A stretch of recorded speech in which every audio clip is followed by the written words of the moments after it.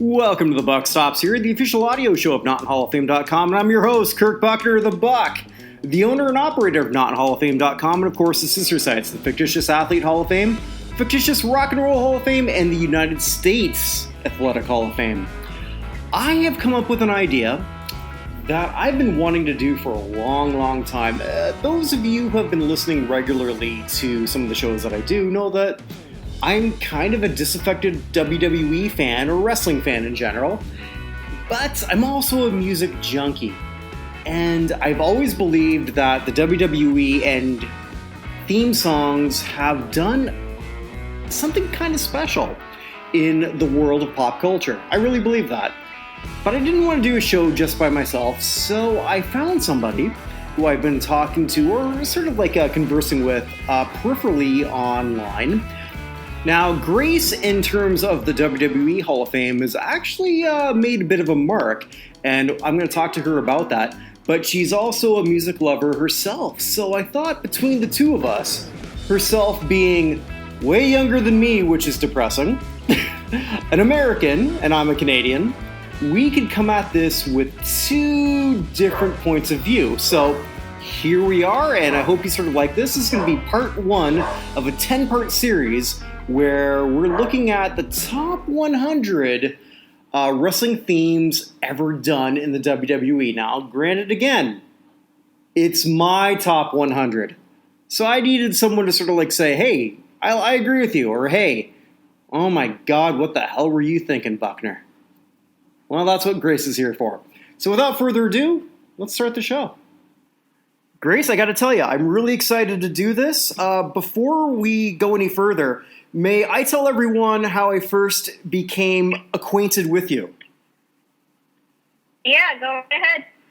So I want to say it would have probably been 5 or 6 years ago. I think it was before Trump became president. You caused... Yeah. Mm-hmm. Yeah, it sounds right. Because I think you caused a little bit of a social media buzz within, I guess these words go together, the internet wrestling community, when you put out that, I think it was a petition, I believe, that Donald Trump should be removed from the WWE Hall of Fame. That is correct. Yeah, and I wrote that, and then I got a message from you saying, hey, white asshole, spell my last name wrong. You used the wrong Asian one. You were much politer than that, but I kind of think that might have been where you were going with this. Yeah, I think that the way I was represented in that time was like very blown out of proportion from what I intended, and whether that was kayfabe or not, I don't really know. But a lot of the words I received were not too kind. Really? People were getting mad at you for that? Oh, yeah. Okay, I didn't know that. Why? I mean, yeah, both sides. There was support, but there, you really only notice the ugliness. Interesting. Because on the last show I just did, I do a Hall of Fame show with my regular partner, Evan Nolan, and we sort of went through the last WWE Hall of Fame class, and as much as I completely get where you're taking with your take on Trump, if you're going to have a celebrity wing, considering he actually moved the needle and did a lot of appearances, he's actually a good candidate. But your take on it was, and this was sort of like well before a lot of the other racism and sexism more came out. This was I think what was it, based on his comment on Mexico not sending their best? Correct me if I'm wrong? It was actually based upon the Hogan thing that happened. Like they suddenly just erased him from everything over a leaked tape, and there was like total war over it.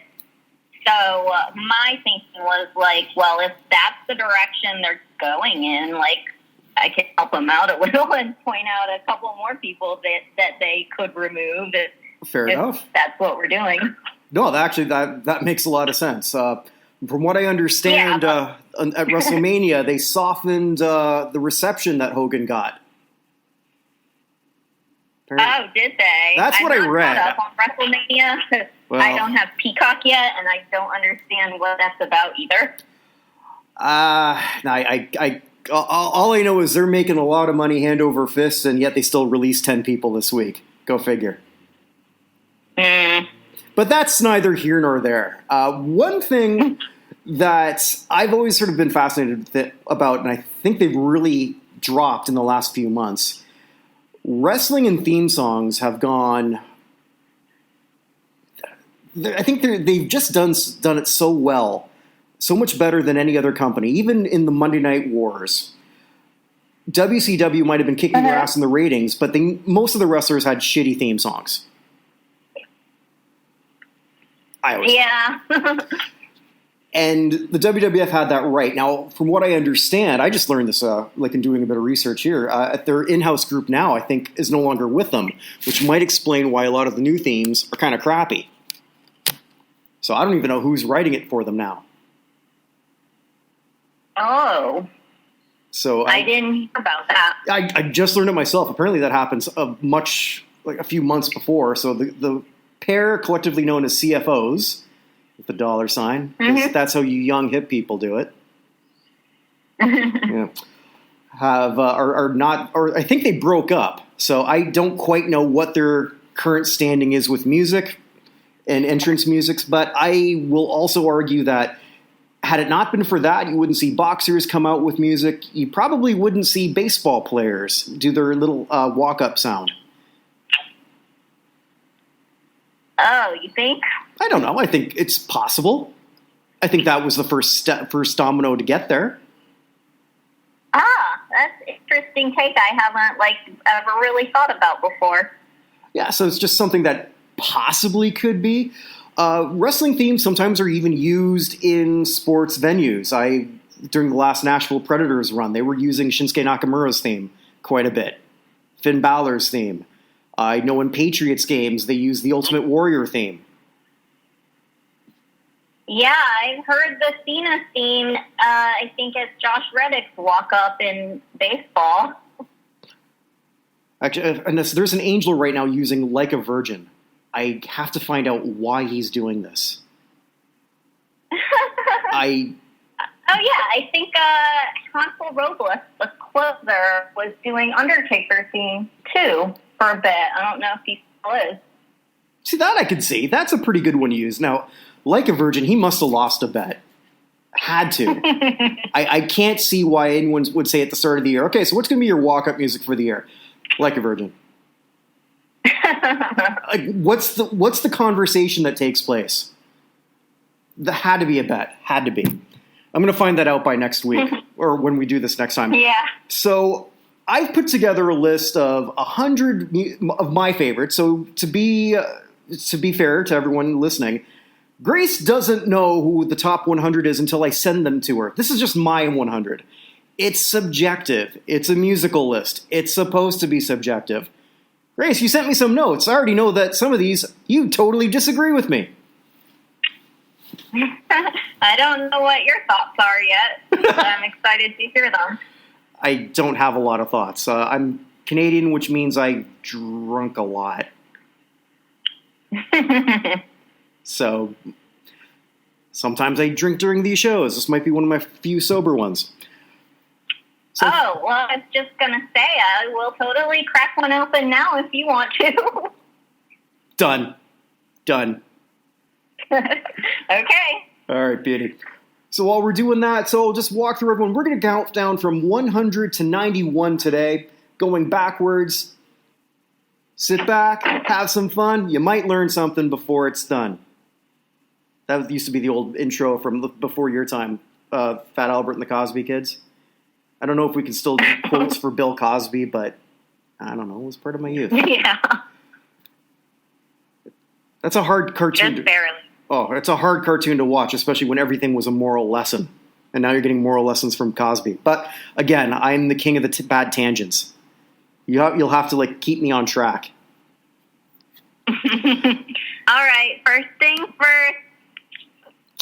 So no. I hear something cracked open. Sounds like a beer. You know what that is. Nice. At number 100, I have selected the theme that Melina Perez used, called Paparazzi, which you kind of viewed that as a bit of a metal, like a bit of a metal thing. I looked at it as a calypso beat almost. I don't quite know what the song has to do with paparazzi, because their original gimmick was when she was with John Morrison and Joey Mercury. They'd come down and they would have fake paparazzi taking pictures of them. But what does a paparazzi song sound like anyway? So why not this? I think isn't there also like I don't want to get this wrong, but isn't there also a Lady Gaga song called Paparazzi? There is. I know they didn't license that, but I don't think these two songs sound a whole lot alike. I can't say this has got to be the first time I've ever had Lady Gaga come up in a conversation on any of the shows I've done. It might be the last. But you like this song. Hey, Lady Gaga is a very relevant person, whether we like it or not. I'm guessing by that. Yeah, I love I love Melina's song. Yeah? Okay. I am not familiar with Melina, which kind of upsets me because based on her song alone, I think I expected a lot. She's an interesting person in terms of the whole wrestling canon. If I remember correctly, and I'm just doing this off the top of my head, I think they debuted around 2006.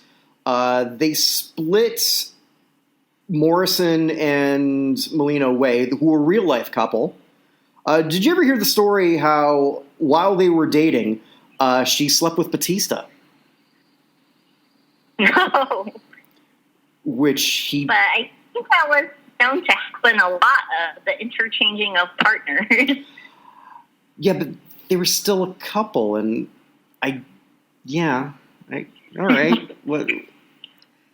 I kind of would have left my girlfriend at that, but he didn't. And this is in Batista's book, so I'm assuming this is not a rumor. This is pretty much a fact. Nevertheless, Melina had a pretty good run. This was in that weird era where John Laurinaitis was doing a lot of the hiring, and allegedly, and I heard this repeated many times, he would do his hiring of his women wrestlers from sometimes people he saw in a lingerie catalog. That's where he found Alicia Fox. Mm-hmm. Right.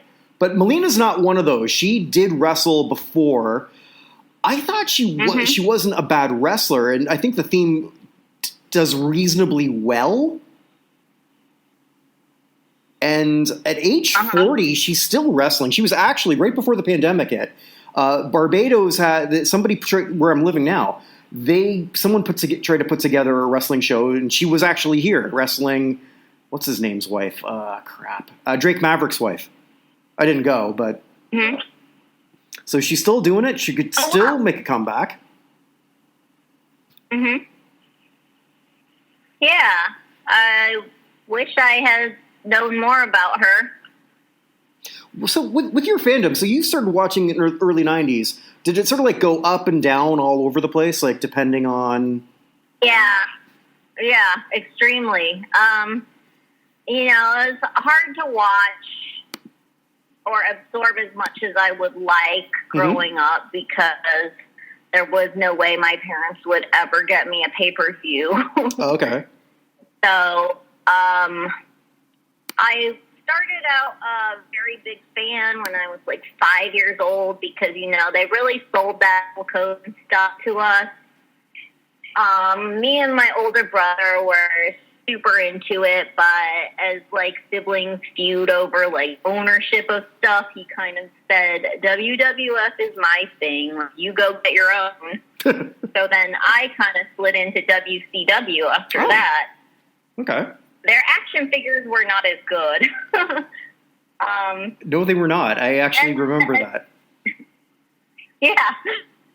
As I got older, like preteen, teen, I was like, stuff is lame. I don't want anything to do with it. So I bowed out probably late 90s, early 2000s. I kind of drifted back in a little bit when I was in my late teens because I think that was like Stone Cold era, if I'm remembering correctly. And maybe WWE had just, or the merge had just started. I can't quite align the timelines right now, but I briefly drifted back into it during that, and then I kind of left it again.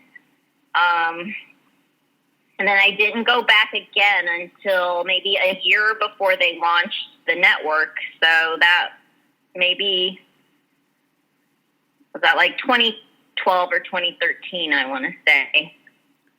So those are the gaps. Okay. And I think I did miss a lot of good stuff. I've done a little catching up since I've had the network, but there's a lot of content, you know? Yes. There's an awful lot and just so much to watch. I was saying also on my other show, this was the first time when WrestleMania came up, I wasn't looking forward to it at all. I was going to force myself to watch it. Yeah, I didn't watch it at all. Yeah. I think I'll probably catch up on some clips, but I don't know that I'm really going to set aside 7 or 8 hours or whatever they're at now. It's becoming tough. And realistically, we live in an era where there's just so much choice. Nothing is ever going to dominate the way it once did. But correct me if I'm wrong, Grace, you went to a couple NXT shows in your neck of the woods when you were in New York, no? They did Takeover in Brooklyn for maybe 2 or 3 years in a row. Mm-hmm. So I did get to go to those. I've been to a couple of other NXT house shows since, but the big takeovers in Brooklyn I did attend. So, and I'm segueing here. I'm getting better at being sort of a host on this, which brings us to number 99, The Ascension. Oh, yes.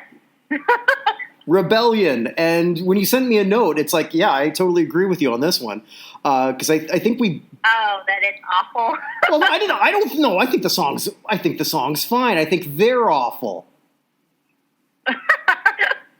I like the fact that it just sort of starts off, and again, this is just me trying to do a bad music. I'm really bad at this. Okay, yeah, I'm a geek. I know that. But once you get over 40, Grace, thank God for you, you're not there yet. The older you get, the less you care what people think of you. Well, I can't wait. Yeah. But I like this as sort of a hardcore riff just coming out for two guys who look like they're going to try to kick your ass until you realize one of those guys is only 215 pounds. Yeah. You didn't like this song though. Well, to me, I always just thought of them as like a Road Warrior Legion of Doom remake. I don't know if other people see that. No, I agree. They are. That's exactly what they were. They were ripoffs. But the song itself, I just like it. But again, this is all to my list and not yours. So you probably wouldn't have put this on a top 100.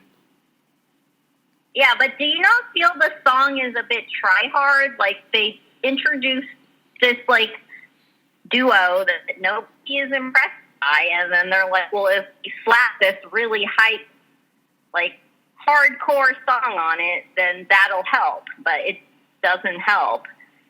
But didn't it get over, though, in NXT? I've only ever heard people not being impressed at all with the Ascension, so I don't think that they, like, ever really I don't think the song helped their image. Okay, well, so this is our first disagreement. I mean, I compared it to Avenged Sevenfold, which in, like, the hardcore metal world is often kind of seen as, like, a mall version of the music, so people don't tend to take that band very seriously, and that sounds like they wrote the Ascension's theme song. All right, well, so here I guess we have a miss. Hey, that's not to say that that there isn't an audience for this kind of music. I definitely think there is, but it's not. I don't think it's the audience that would get taken seriously in the music world. Fair enough. Okay, and here's one you hate. Oh, do you hate this one? At number 98. And it's not that I necessarily like this song. I like this song for this guy and his character. Metal, Kurt Angle. Yeah. I'll admit it's a good song for its character, but it's a terrible song to have to sit through by itself. Yeah, but it sounds American. It sounds Olympic. He's an American Olympian. Yeah, I can agree with you on that one, but do you like Kurt Angle? Do I like Kurt Angle? I like Kurt, not in his comeback. I kind of wish he didn't. I prefer to remember him as that kick-ass, well, he never really had that kick-ass character, but just this amazing Olympic athlete, this amateur athlete who just took to pro wrestling better than, I'd say, arguably anyone in that short period of time. I like Kurt Angle. Do I necessarily want to hang out with the guy? Maybe not the Kurt Angle that I kind of read about, if that makes any sense. It's like I was talking to somebody about Pearl Jam. Like, I love Pearl Jam. Like, that was one of, like, especially back in the day. I would pay considerable money to go see them in concert again. You would have to pay me a lot of money to hang out with Eddie Vedder. I don't want to hang out with this guy. Like, he just seems like a complete blowhard who's just going to bore me to tears. Is that what you think about Kurt Angle? I think that Kurt Angle might just bore the hell out of me. And I could be wrong. Yeah. I think that's usually my feeling with the character that gets pushed into the patriotic role, which they always have to have at least one character like that. Well, okay, I got a question here for you then. Oh, sorry, but finish your thought, and then I want to ask you something. Okay, yeah, I think Kurt Angle carried it for a while, and it was okay. My opinion is just that it was okay. Okay. But the song itself, I hate the song. Fair enough. I think, what did you send me? Like you said, if jingoism were a song, it would be this. Yeah, which I guess is good writing if that's what you're going for. I'll give that. And I guess that's sort of like why I rank this. Not because I'm going to put that in my car and crank that up. I'm not. Incidentally, this was actually a retread. This was used by... you might not have been watching WWE then. That might have been when your brother took it away from you.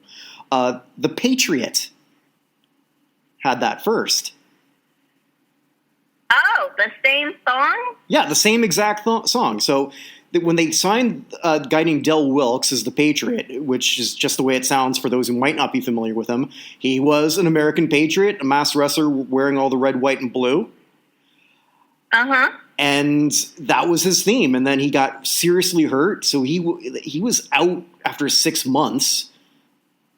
I can't believe I remember this, but I do, because, again, I remember obscure things and not things that are very important in my life. Sergeant Slaughter used that once in his comeback match against Triple H. And then when they retreaded that for Kurt Angle.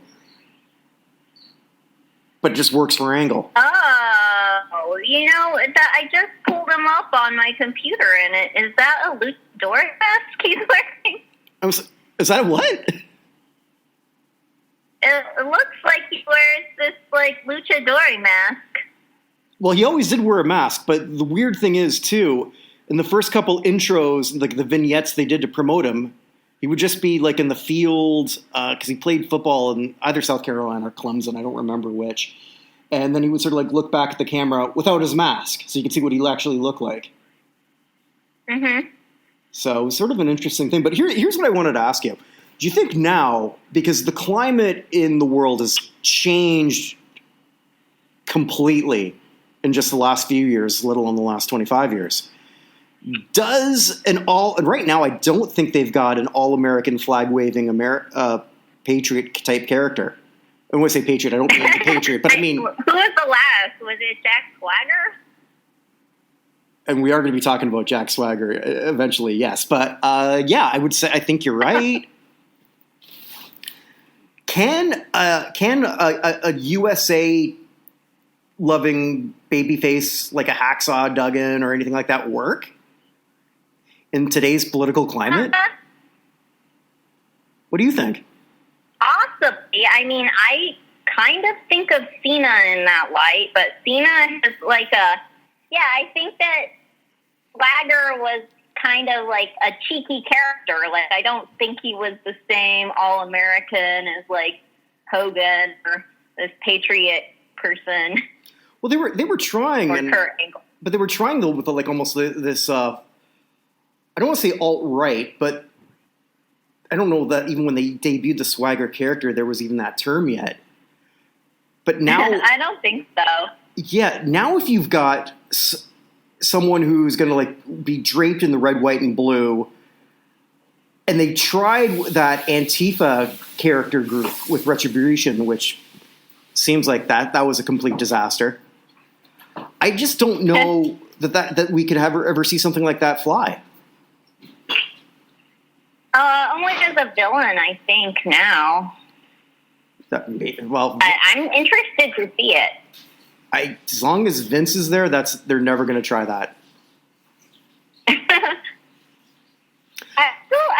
still think that Jack Swagger was like that, and people loved Zeb Coulter. I never heard that sentence ever uttered. People loved Zeb Coulter. Really?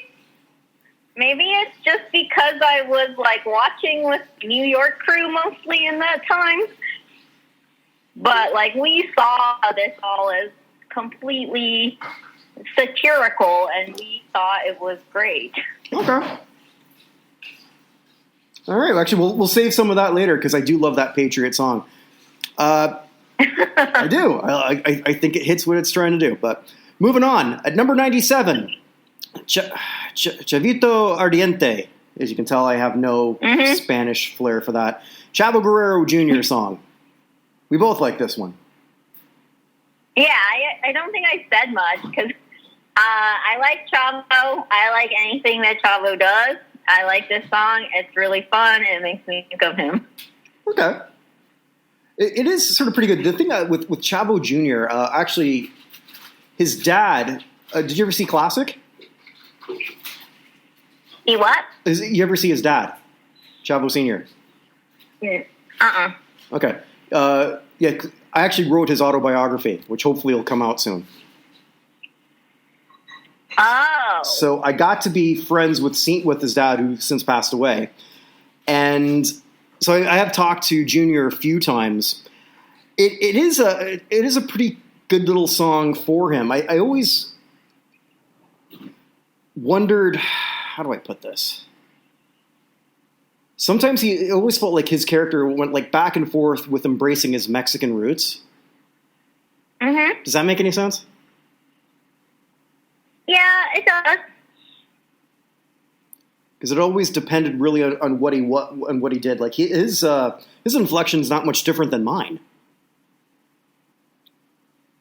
Is what? The way he talks. Except that he can roll his R's. Yeah. Have you heard of the band The Mountain Goats? Yes, I have. Have you heard their album Beat the Champ that is a tribute to wrestling? And there's a lot of mention of Chavo Guerrero in that album. It's a beautiful album. Yeah, actually, or I can go segue on a story here. Because that's sort of in the book there. Senior, because he got to be in their video, because I think that's the only video they did for that. And so, so he met all of them, and he was so flattered with what's his name? I want to say Jarmusch. John Darnell. Darnell, sorry. He's a very weird dude. Okay, I don't know where the hell I'm getting Jarmusch from. What the hell was I reading earlier? Anyway, so he got to be in the video, and he wanted to edit one thing out. I think at this point I can pretty much say that. So he does, because Chavo was the first guy, at least he says he was the first guy, so I'm going to believe him, to do the moonsault. Mm-hmm. And so on that, he's saving John in the video. And the guy who's beating... I haven't seen the video. Yeah, I think actually. Yeah, so they did a video on that, and the guy he's got to save him from is Joey Ryan. And Ryan didn't catch him well. So so go back and watch the end of the video. You'll see they cut right there, because the reason they cut midway is because Ryan didn't catch him right. And then Ryan said to him after, "Well, you were too high." And so Senior says, "What? Too high? Oh, wow. What do you think I was gonna do?" Wow, I didn't know that. How did Joey Ryan get the spot? Probably because he was in LA, I guess. I don't think he'll be getting any more spots anymore of any kind. Yeah. Nor should he. But like everyone who gets in trouble, they find God. Oh, is that what he's doing right now? Yeah, I'll leave it at that, because I don't want to waste any more oxygen on Joey Ryan. Okay, that's fine with me. 96. I didn't think you'd be too familiar with this one, because he barely used it. Danny Burch, who... Oh, I wasn't. Yeah, I couldn't. It took me forever to even find a link on YouTube for this one. So London Boys. I don't know who sings it. I couldn't find out anything about it. This song just feels British hooligan to me. I don't know that Danny Burch looks like a hooligan, like somebody who's going to piss you off if you're cheering for the wrong team at a soccer game. But this just feels perfect in so many ways, and just a throwback to a lot of my youth, listening to a lot of anarchistic music from the UK. Yeah, I really liked the song, actually. It sounds like pretty generic, but I like the genre that it encompasses, like the whole Brit rock, Brit pop, mod vibe. It made me curious, because I did mention in my notes that I thought it might be a bit political, which I haven't looked into more, nor am I sure what was going on. Maybe that was like around the time when Brexit was heating up, so I'm not sure what the political angle really was, or if it was just intentionally vague, but that was very interesting to me. I think you're right in that it's probably intentionally vague. I mean, there's always something going on in England. Yeah. Yeah, I think they just like made a cheap version of a song and had to kind of adapt it to the genre, but it's interesting, and anything like that in WWE always like kind of captures my attention a little. Mm-hmm. I just feel it's almost for the wrong guy. You ever see Flash Morgan Webster? Mm-mm. All right, so he's somebody on the UK brand. Yeah, I don't watch the UK brand at all. No, I don't either. I just know he's there, and I've just sort of read about him. And his gimmick is that he's the mod father. Oh, have they used this whole like Brit rock thing a bit in their like British circuit? Well, I haven't really, unless it's Walter. I'm generally not watching. And even then, like, there's only so many hours in the day, and there's just too much stuff to watch. And like you and I have both said, the product has been so bad in the last 12 months. Mm-hmm. I thought AEW might be my fix, but nothing makes sense there either. No. Like I don't get it. But that's for another show. So in terms of another song I don't particularly like, but I liked for her, at number 95, Queendom, Stephanie McMahon.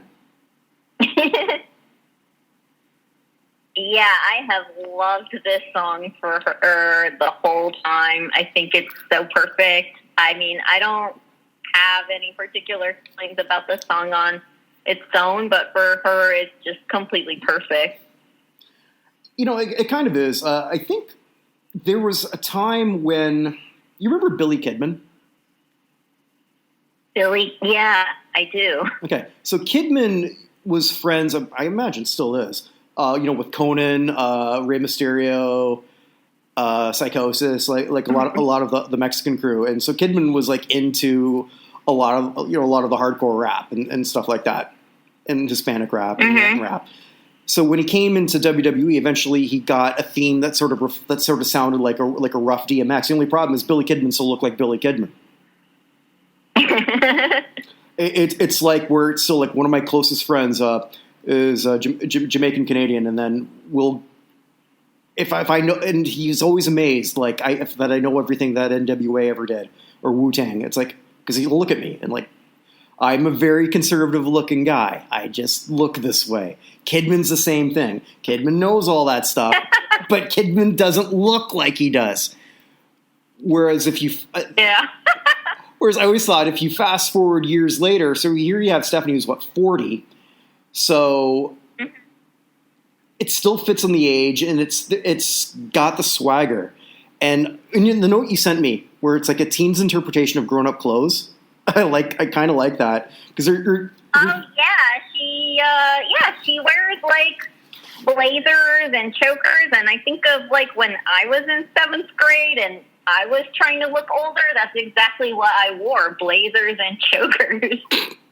And even with her hair pulled back in a half ponytail, like that's what I thought looked mature when I was 12, which is what I think of Stephanie.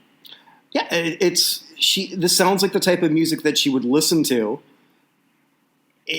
I like it for her. It's not a song I particularly care for, but I care for how it represents her. Yeah, it's perfect. And her shtick as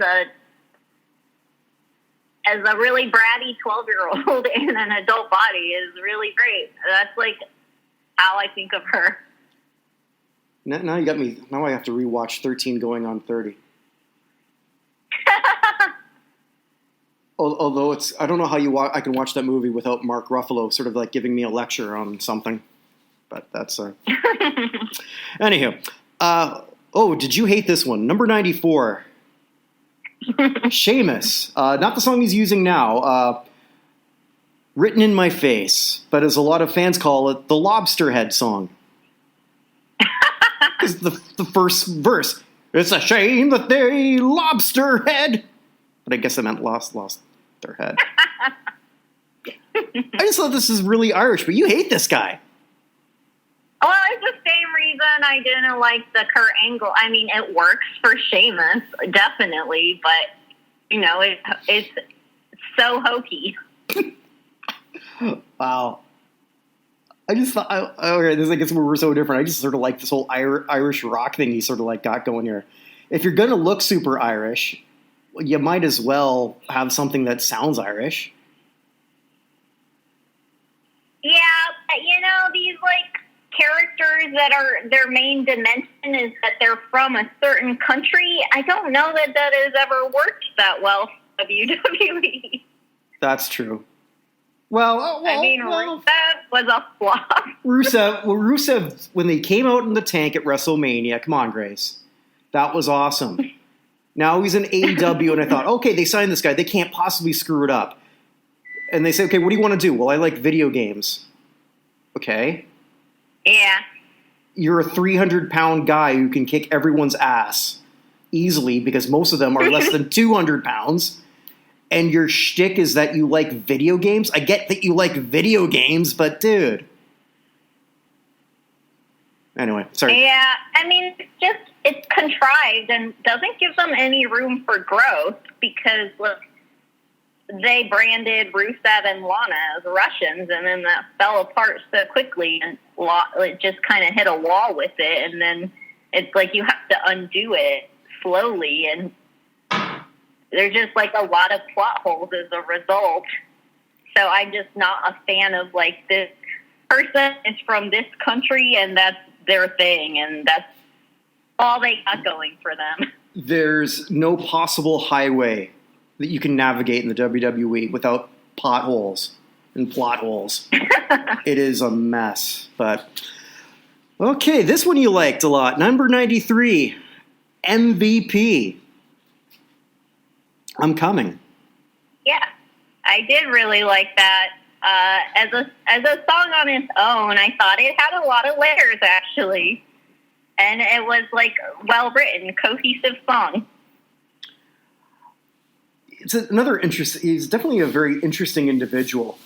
I love that whole character where he sort of was playing off that Terrell Owens, like I'm a superstar wide receiver vibe, like I'm the best and I know it. But then his backstory was that he was actually in jail for 10 years. So I never knew how they could really tell that truth without sort of saying, oh, so then you really, so then what the hell were you doing in your 20s? Because you weren't a superstar athlete. You couldn't have been.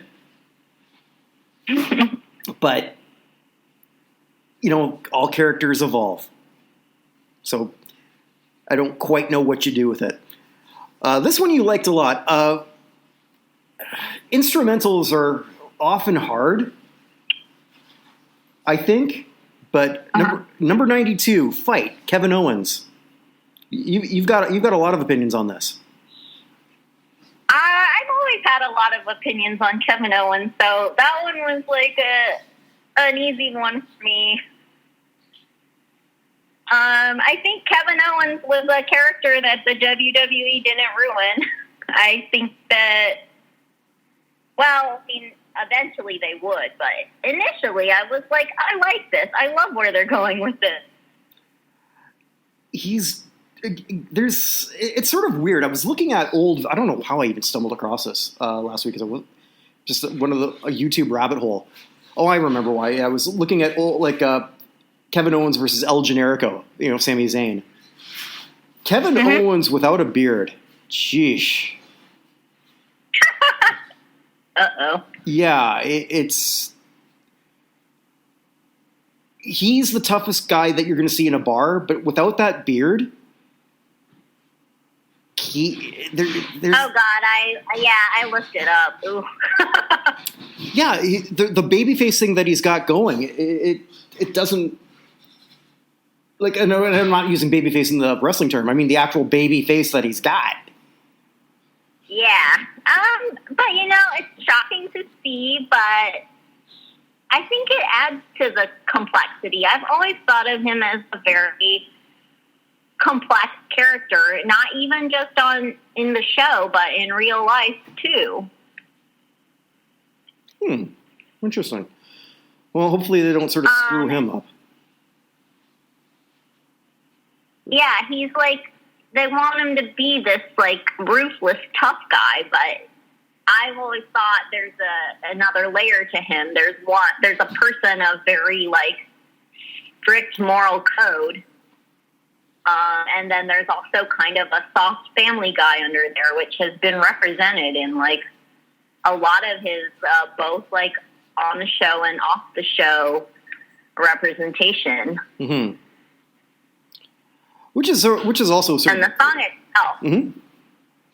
Yeah, go ahead. When I listen to the song, when I'm listening to it, I try to think, what kind of song is this? And Kevin Owens' song, I was thrown for a loop because I thought one thing, then another, then another, then another, and then I'm like, well, who is Kevin Owens? He's a lot of things. He is. If you do get to when you do eventually sort of like watch WrestleMania, they had a 40-minute rain delay. And okay. Yeah, so they were scrambling to just sort of like fill the time. And so they just had some of them just do on the spot interviews. I don't know if they're going to keep that. Because here I don't have to do it through Peacock. Mm-hmm. So the only one who actually sort of hit it out of the park in doing like an impromptu interview is Owens. And that might be the only thing. Yeah, if they still have it, just watch him do his 2 minutes and don't watch anything else. You don't want to hint what it was about? Oh, what he did? He pretty much was talking about how no one believed in him and Sammy for the most part. And just how they're going to, and he kind of did a veiled shot at Jim Cornette and other people who didn't believe in him. Oh, wow. Jim Cornette was not on Team KO? Allegedly. Well, not allegedly. He said that. Now, the way Cornette would explain it, Cornette's one of those interesting guys, too, that his podcast is very interesting to me, just how he's considered an old relic in many ways, yet you want to find somebody who hates Trump. He blocks people who likes him. He's ended he's ended friendships over that.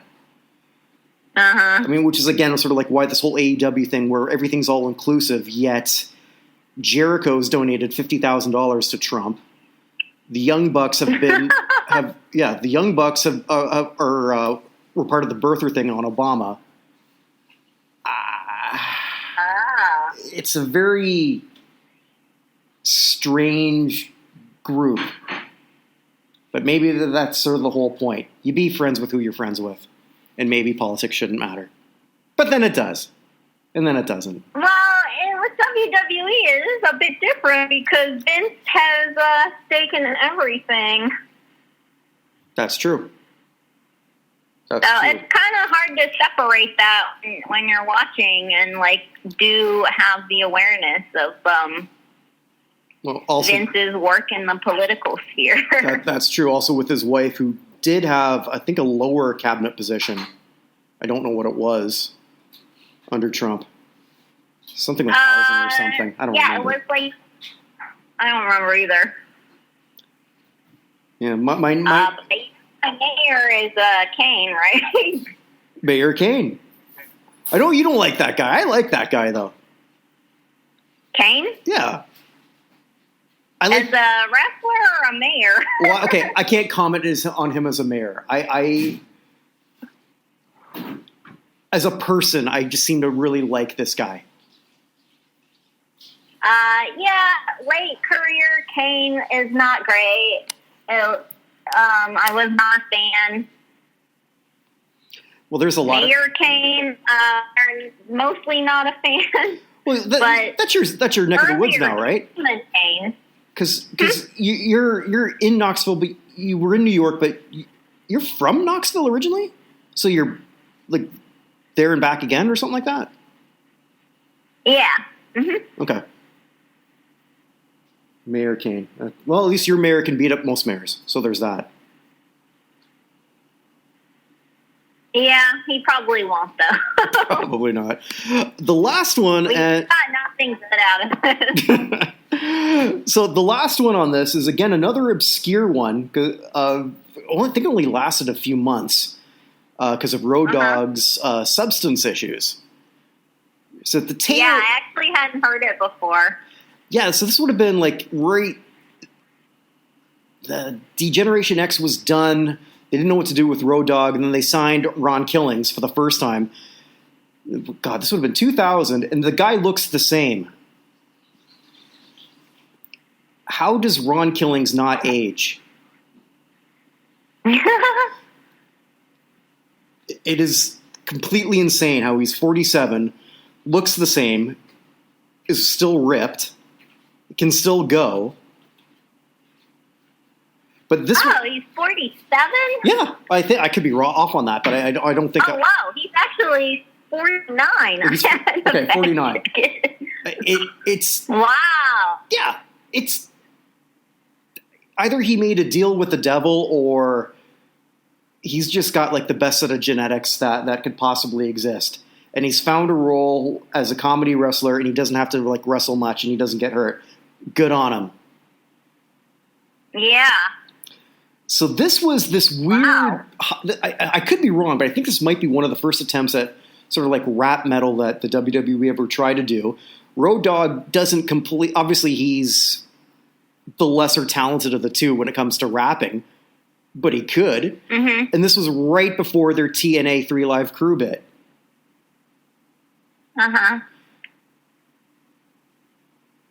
I really, I thought it was good. I still... Yeah, it's great. It's definitely got a lot of good energy, and I really liked it for him. Mm-hmm. All right, so I'm not sure where his music now is. He's like still art proof. I never really know where they're going with art truth these days. Well, he's near 50. He just has to like do little shticks with the 24/7 belt, and every match all he has to do was a roll up. Mm-hmm. I mean, then he could probably stick around till he's 55. Why not? He's not getting hurt.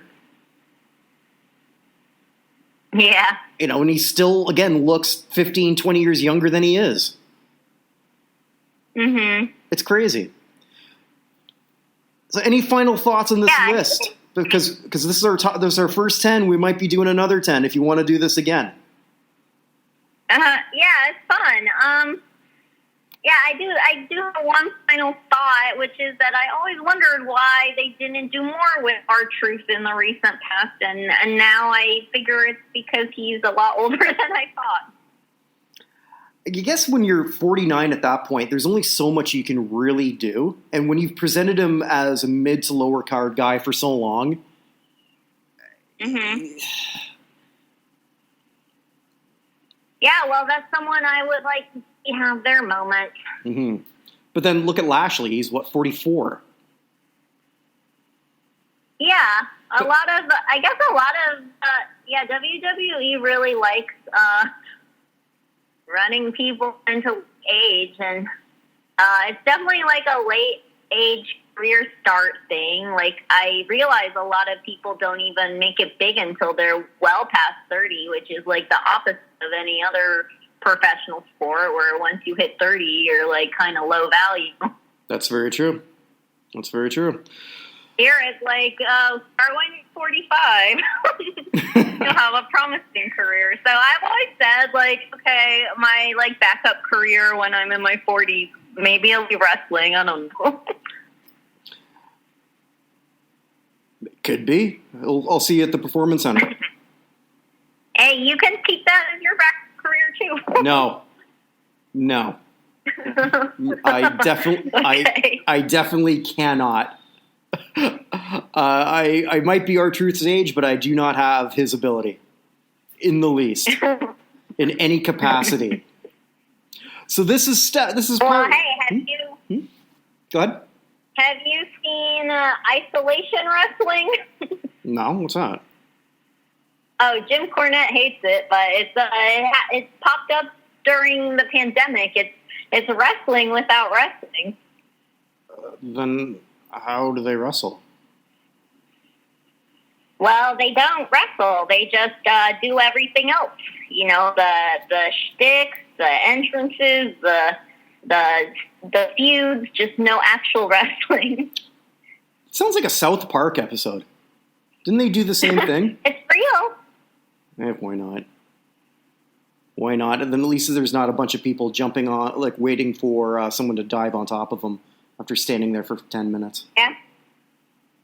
Yeah, and a lot of people on it can wrestle. They just can't, they couldn't because of the pandemic, so they're just kind of on there doing selling their image and doing these feuds. And there's a lot of hype videos and things like that. It's pretty fun to follow. All right, I'll have to find that. I will have to find that. So in a couple weeks, we're going to try round 2. Let's see. Okay. Let's see how many of these Grace agrees with. And with that, we ask everyone to stay safe. Yes. All right, take care, everyone. Thank you so much for listening at nothinhallofame.com. We're going to have a lot more content coming through. Thanks again, and stay safe, everyone.